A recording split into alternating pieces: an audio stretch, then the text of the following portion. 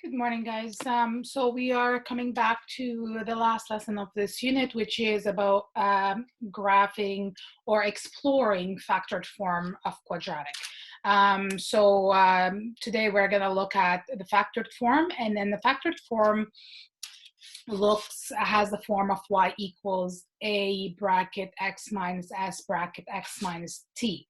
So what does that mean, and why do we have these letters and all of this? So remember that we talked about before, we talked about the vertex form, and the vertex form looked like this. So y equals a x minus h squared plus k, where h and k, they determine your vertex, and then where your vertex is the minimum point or the maximum point of your graph. So this is where your vertex is. And then the axis of symmetry passes through your vertex, right? And then we talked all about this, and that was the vertex form. The other form of quadratic is called the factored form. And the factored form has a different format, as you can see, from the vertex form. So the factored form has the same a value. So you see the a value is the same. However, it's factored, so it has two brackets and they're multiplied together. So you have two brackets and then there's x in each bracket and then minus something, a number. S and T are numbers, okay? And we call that the factored form. So if you take the factored form and you graph it into the into Desmos, for example, or into any other graphing technology, you will see that the S and T have something very important.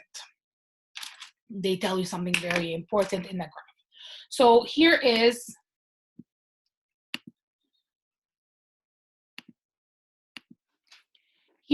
the Desmos that we're gonna work with. So A, we're gonna keep it as 1 for now. We're not gonna change it. A, only what it does to your graph, it only vertically stretch it or vertically compress it. So it doesn't do anything else. It doesn't change. It doesn't change your important points that we're looking at in the factored form. But in this case, what do we have? We have S is equal to -2 and T is equal to 3. Okay, so if S is equal to -2 and T is equal to 3, you see that the S is -2 is right here, and T is equal to 3 is right here. Okay, so let's see, does that make any difference? Does that make sense? So why are these x-intercepts, we call them the x-intercept because they're intersecting the x-axis. Why are they matching, these S and T? Let's see, if I make it -4, does that change my graph? Yes, it does. So you see that S equals -4 is right here. And then T is equal to 3 is right here. So, and then let's say if I have S equals to 1, right? So if I have S equals to 1 and T is equal to 3, I can change T as well. T is equal to 5. So here you go, S equals 1. T equals 5. So you see, when I change the S and the T, what's changing? Obviously, the whole graph is changing, but what the S and T are telling me, they're telling me that they represent the x-intercept of the graph. So they tell me what the x-intercept. So where does my graph intercept the x-axis? These are very important information because knowing these two zeros tell me how many zeros I have. I could have 1 0, I could have 2 zeros, or I could have no zeros. So here's an example of 1 0. So you see it's only intersecting the x-axis once, right? So how would this look like in the equation? So let's say if I have 1 and 5, okay, how would they look in the equation? So in the equation, in order for me to get that same graph, what I need to do, I need to have y equals x minus 1 and then x minus 5. And you see that if I have x minus 1 and x minus 5, it overlaps the other equation. Now, s is 1 and t is 5. But in the equation, it looks like -1 and -5. So you guys have to be careful. And that minus comes because of this minus right here that you see in the actual formula. So I'm replacing s with 1, and I'm replacing t with 5, and I get that graph. Let's say s is 3 and t is 7. Okay, so s is 3 and t is 7. This is how it's going to look like in the equation. So it's going to be x minus 3, x minus 7. Now, what if s is -3? How is that going to be different? So that's going to be different by changing this. Instead of having x minus 3, because s is minus, a negative and a negative, that's going to give me a positive. So it's going to be x plus 3. So you see that if s is negative, then in the equation, it's going to be positive. If the number is positive in the equation, it's going to be negative. Okay, so what that means, if I have the following, so you see that I have here y equals x minus 4 and x plus 2. This tells me that the x-intercepts, okay, are x equals 4 and x equals -2. Okay, so it's x equals 4 and x equals -2, because the formula is supposed to be y equals ax minus r x, whatever letter they use, x minus s, x minus t. Okay, so it's supposed to be a negative. Because it's a negative, that means s is positive and s is 4. And then because this is a positive, that means a negative and a negative makes a positive, so t is negative. Okay, so it's always opposite to what you see. If I'm looking at this, my x-intercepts, they're going to be x equals -1.5 and x equals 3, opposite to what I see. All right, so I want you to do these questions and see if you can get the other zeros.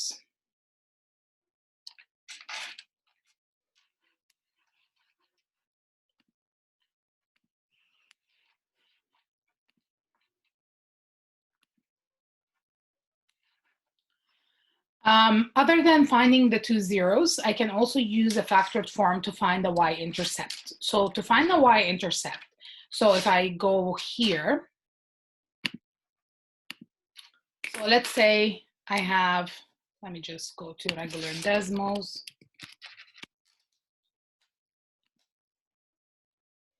And I have y equals 2x plus 1, x minus 5. Okay, so this is my graph. My zeros are going to be at -1 and 5. So you see that the zeros are at -1 and 5. Perfect. So I was able to find all of this. Now, so I know that the x-intercepts are also called zeros. They have two names. They have actually more than two names. So our x equals -1 and x equals 5. Now, if I want to find the y-intercept, so when is the graph intersecting the y-axis, what I can do is I can take the a and then multiply. So I multiply a times s times t. Okay, so in this case, I'm going to multiply 2 times -1 times 5, and that gives me 2 times -1 times 5, so that's going to be -10. So that means my y-intercept is at -10. So if I go here and I look where my y-intercept is, so you see here, this is your y-intercept, and this is where the graph is intersecting the y-axis, and it's at -10. So all what you have to do, you have to take your s and t, so your both x-intercepts, and multiply it by a, okay? So to find the y-intercept, you multiply a times s times t. And then I found that the two zeros are -1 and 5, okay? So I multiply -1 by 5, and by the A value. All right, so this is what this part of the lesson is teaching you. So to find the y-intercept, you multiply the A by the S and by the T, or by the R and the S, or whatever the values that they use, the letters that they use.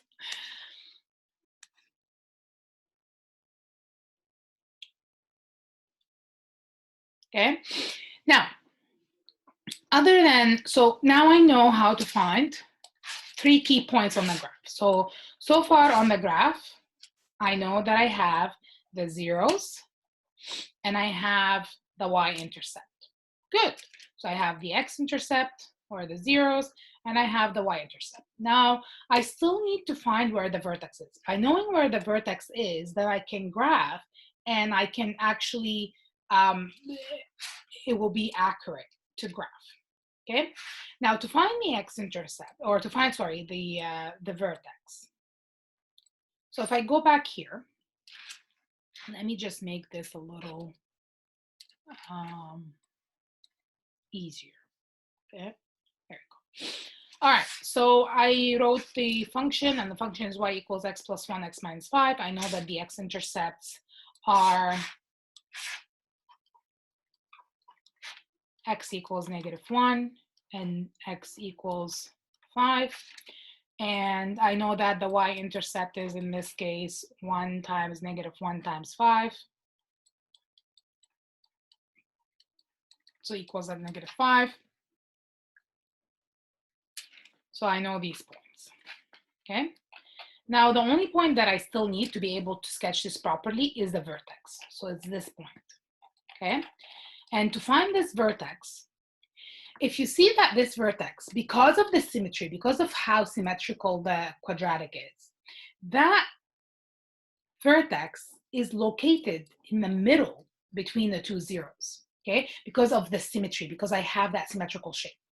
So the easy way to find that axis of symmetry is to find the middle point between the two zeros. So if you know your two zeros, which in this case are -1 and 5, right? To find the middle, what you need to do, you need to add your two zeros and divide by 2, okay? So to find the vertex,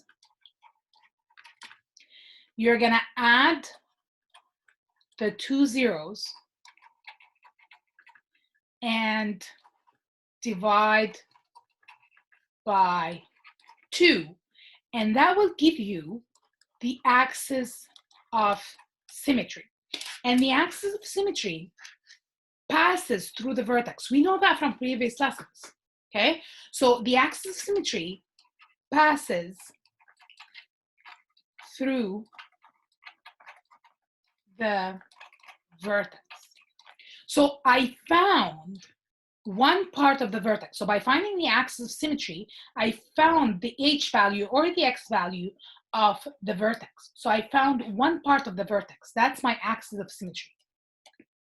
Okay, so I have the two zeros, so -1 plus 5, so I add them, and then I divide by 2. Okay, so -1 plus 5, that's 4, divided by 2, that equals to 2. So that means my axis of symmetry is at 2. So I know that the axis of symmetry is at 2. Perfect. See, that works. Now, I found part of the vertex. Now I need the other part. I need to know, where is it? So it's at 2, but what is my optimal value? To find that optimal value, you're going to take the axis of symmetry and then you're going to plug it into your equation. So remember that the axis of symmetry is the x value of the vertex, okay? So you're going to take your x value of the vertex, you're going to plug it into your equation. So you're going to plug it here.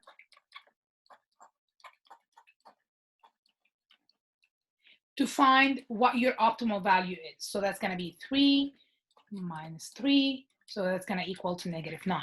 So that means my optimal value is at -9. Is it? So you see, I found my vertex. The vertex is 2 and -9. Okay, so look what I have. I have the two zeros or the two x-intercepts. I have the y-intercept and I have the vertex. That's all what I need to be able to graph. So let me clear this 1 second. Okay, so I'm gonna clear this and I'm going to erase this. Okay, just so you know what we have so far. So what we have so far, what we found the two zeros. So the two zeros, sorry, were -1 and 5. Okay, we found the y-intercept to be at -5, and we found the vertex to be at 2 and -9. So that's 2 and -9. And you see now I have enough points for me to be able to sketch this. Sorry, I'm just trying to sketch on the computer. It's not going to work properly, but you see it has to pass through this point. And you should be able to graph. All right, so knowing the equation, so knowing your equation, whatever your equation is, y equals x plus 2x minus 6. Okay, so what do I know? I can find the x-intercept because it's in factored form. The x-intercepts are x equals -2 and x equals 6. So I know this and I know this. Okay, then to find the y-intercept, you have to multiply a times r, or whatever letter, I'm sorry guys, r, s, t, doesn't matter. As long as you know they can use r, s, or t, it's the same letters. R and s, let's say, right? So it's a, which is 1 in this case. So 1 times -2. R and s, or r and t, or s and t, they represents the zeros, and 6. So that's going to be -12. Okay, so that means my y-intercept is at -12. Let's see if I can catch all of these.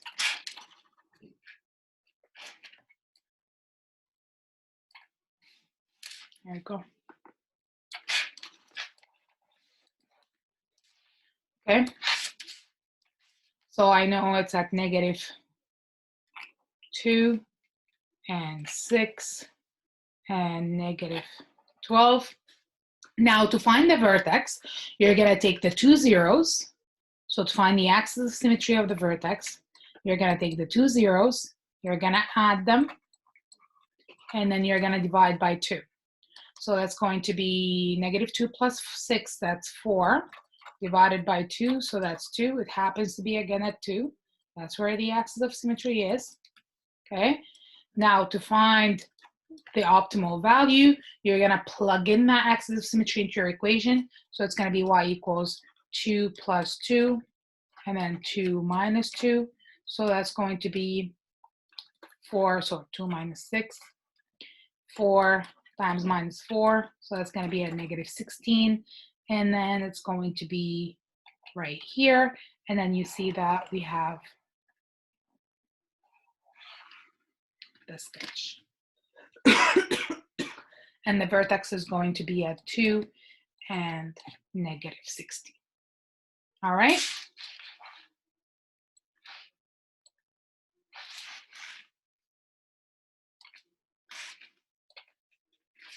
So this is what it's showing you right here.